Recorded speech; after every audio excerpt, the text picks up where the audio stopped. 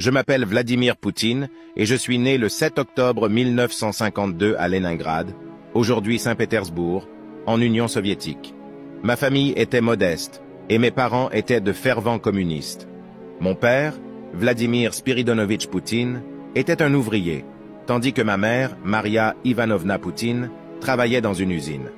Leur influence a façonné mes premières années et m'a inculqué des valeurs de travail acharnées, de discipline et de loyauté envers mon pays. En grandissant, j'ai développé un intérêt pour les sports et j'ai montré des compétences prometteuses en judo. Cette passion m'a non seulement enseigné la discipline et la détermination, mais m'a également donné la chance de voyager et de représenter mon pays lors de compétitions internationales.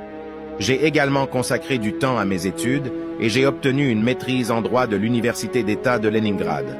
Après mes études, j'ai rejoint le KGB, le service de renseignement soviétique, où j'ai travaillé pendant 16 ans. Ce fut une période de ma vie intense et formatrice, où j'ai appris l'importance du secret, de l'analyse des informations et de la prise de décisions rapides. J'ai été affecté à diverses missions, y compris à Dresde, en Allemagne de l'Est, où j'ai acquis une expérience précieuse dans les affaires internationales. En 1991, alors que l'Union soviétique se désintégrait, j'ai pris un tournant décisif dans ma carrière. Je suis rentré à Saint-Pétersbourg et j'ai commencé à travailler dans l'administration municipale. Grâce à ma réputation de personne efficace et dévouée, j'ai rapidement gravi les échelons et j'ai été nommé maire de la ville en 1991. Ce fut une période de changement et de défis, mais j'ai réussi à mettre en œuvre des réformes économiques et à améliorer la qualité de vie des habitants. En 1999, j'ai été nommé Premier ministre de la Russie par le président Boris Eltsine. Cette nomination a été un tournant majeur dans ma vie.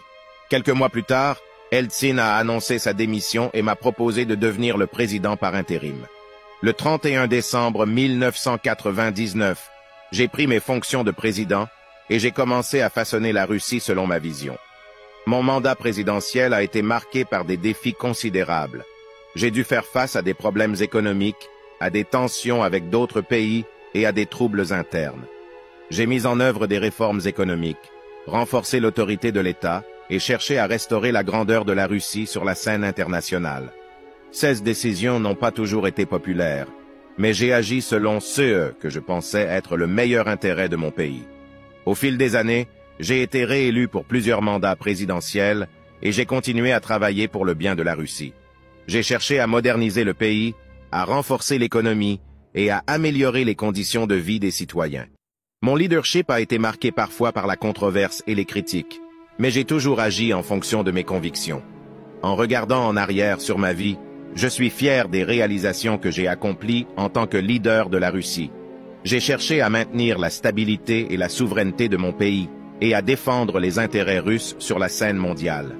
Mon objectif a toujours été de faire de la Russie une nation prospère, respectée et influente.